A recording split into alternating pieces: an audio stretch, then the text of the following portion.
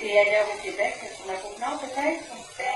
Et ailleurs au Québec, sur la Côte-Nord, je veux dire, probablement qu'il pourra se présenter ailleurs que sur la Côte-Nord. Pour l'année? C'est sûr, on veut. On va commencer par compter du américain. Oui. Ça va bientôt beaucoup de visites de ce genre. En fait, ça fait de la pression. Non, ça va, faut qu'on va faire la vie avec ça, puis qu'on va faire avec lui. For the ancient Greeks, there was something divine about madness. Mania was the highest form of poetic inspiration. Dionysus, the most dangerous, but also the most sublime of gods. During the Christian Middle Ages, madness was associated with the demonic, and if they bothered to treat it at all, it was through forms of exorcism, more or less horrific, more or less inhuman, from our enlightened standards. With the rise of modern medical science, madness was seen as an illness. Fools of Europe were rounded up, Chipet and shut up in psychiatric wards, what Michel Foucault called the Great Internal. As for the 20th century, it brought many changes in the classification and treatment of mental diseases, and it's that unfinished story we're going to talk about today.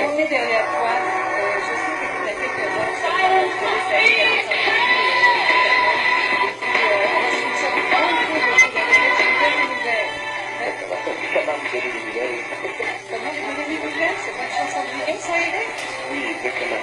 Et tu l'as fait ce soir? Oui, avec dans mon spectacle ce soir. Alors on y va.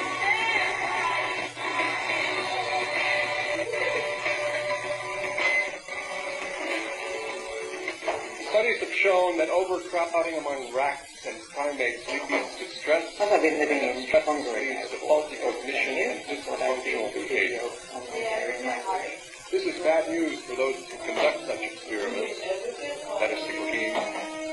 As human civilization advances on its path to nowhere, our habitats get more and more overcrowded, and we all get more and more stressed out.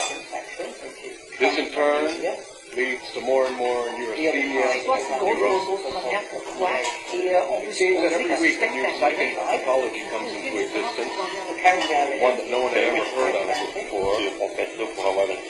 Troubled NFL running back Ricky Williams recently went on the Oprah show and declared that he suffered from acute shyness when he was an adolescent. Well, I mean, and it's really, really disorientating being here because usually in the places that I go, I can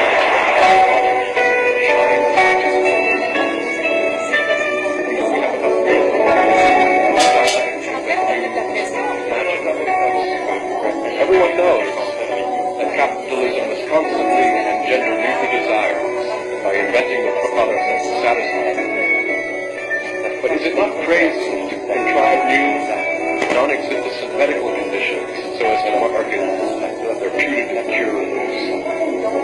One sometimes wonders whether our entire civilization is going insane even as we speak, and we along with it, without our realizing. I don't believe in universal standards of normality. The norms, or what counts as normal, change from century to century and from culture to culture. What is important is that there be a general agreement about the norms.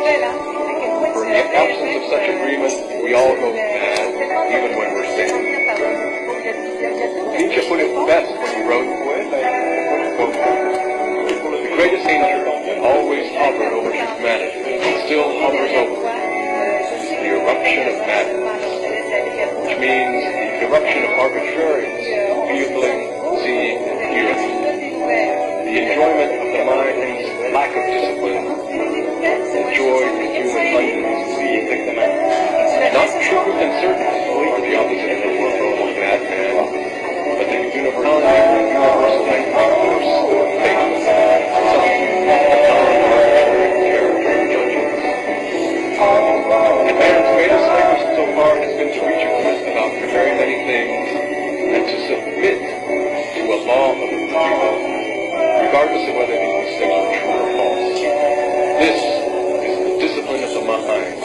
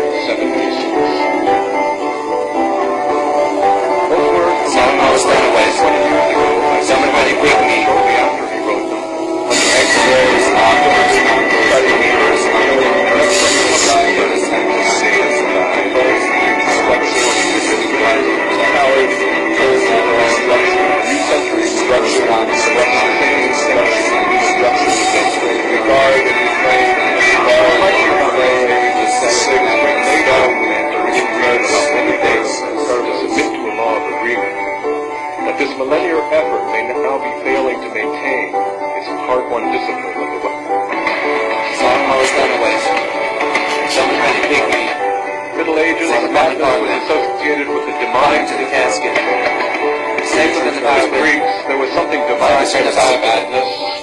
Mania was the highest form of poetic inspiration. Dionysus, the most dangerous, but also the most sublime of gods. During the Christian Middle Ages, madness was associated with the ancient Greeks. There was something divine about madness. Mania was the highest form of poetic inspiration.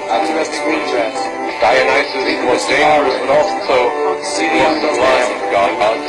During the Christian Middle Ages, madness was associated with the demonic, and if they bothered to treat it at all, it was through forms of exorcism, more or less mystic, more or less inhuman from our enlightened state. With the rise of modern medical science, madness was seen as an illness. Fools of Europe were rounded up, taken off their ships, and shut away outside.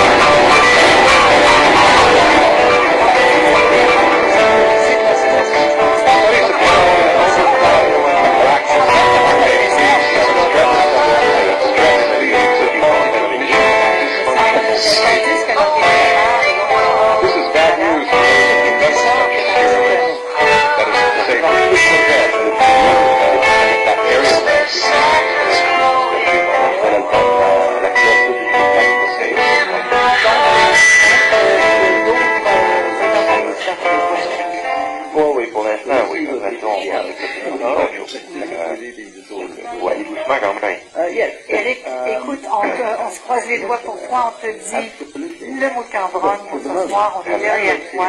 Et nul doute, moi j'ai vu déjà d'une façon ou d'une autre chanter. Te rappelles-tu quand on s'était parlé la première fois, il y a quelques années, tu te rappelles à quel point tu avais tellement modestie, tu devais pas venir parler au micro. Il y a quelqu'un qui a appuyé sur les bons. Ouais, bah il faut qu'on colle un peu. Pour le mieux, tant mieux, c'est mieux. Et on est derrière toi. Je sais que tu as quelques hommes ce soir, je te laisse aller, il y a d'autres entrevues qui t'attendent. On va suivre ça avec beaucoup d'intérêt. Adolescent anorexic, the young anorexic, who is much more malleable to treatment and who lives in a controlled environment. That environment is called the family. And my colleague, Dr. Block, pediatrics. Unlike Dr. Sutton, how many years earlier it had been, my father committed me through the police for homicide, suicide, threatening bodily harm to my sister and my mother, running around screaming naked, completely outrageous proclamations. But he was a very rich, influential man, and he just called the police department, and then he played me this long line. It was quite a scene. I was used to getting barbiturates from my parents because they couldn't really deal with any emotional hassles, so they figured, let's just tone her down. So the funny thing was, they woke me up every few hours, or maybe 5 hours, and they would go a couple more minutes. This was years before the hospital seemed to exist, and I should have not been right at all. And of course, growing up with my mother, so I didn't argue about their giving me the pills or anything. But I must have been very stoned when they finally woke me up and said, you have a temperature of 105. And I didn't even think. I just believed them. And they said that an ambulance was coming to take me to Cottage Hospital, where I was born. With the rise of modern medical science, madness was seen as an illness. The fools of Europe were rounded up, taken off their ships, and shut up in psychiatric wards in what Michel Foucault called the Great Internment. As for the 20th century, it brought many changes in the classification and the treatments of mental diseases, and it's that unfinished story we're going to talk about today.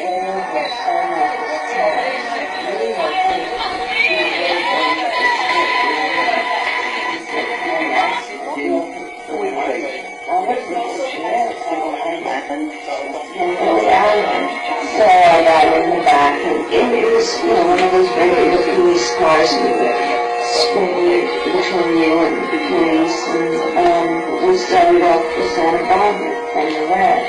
And then I noticed that my father was driving a big 300B Mercedes behind the police car. And if I'm supposed to be comfortable and I'm sick, I'd be a lot better off in that big car lying in the back seat than in the back of a police car. Skinner's pigeons and the casinos at Las Vegas, they use Skinner's paradigms to reinforce behavior. And pretty soon she was walking down town, and we just generalized that to various circumstances, and she was pretty free. So here we've just taken a very simple approach of positive reinforcement to enhance a particular behavior that she needed to enhance. Mm-hmm. With no need of medication. With no need of medication at all, exactly. Your area of now, with eating disorders that you spent a lot of time on, is it the same sort of thing that you try to do when you're dealing with things like anorexia and obesity? Well, let's leave obesity out. Let's just stay with eating disorders for a minute. Yes, absolutely. Well, for the moment, for anorexia nervosa, there is not at this point, there is not but a single study that would suggest any medication.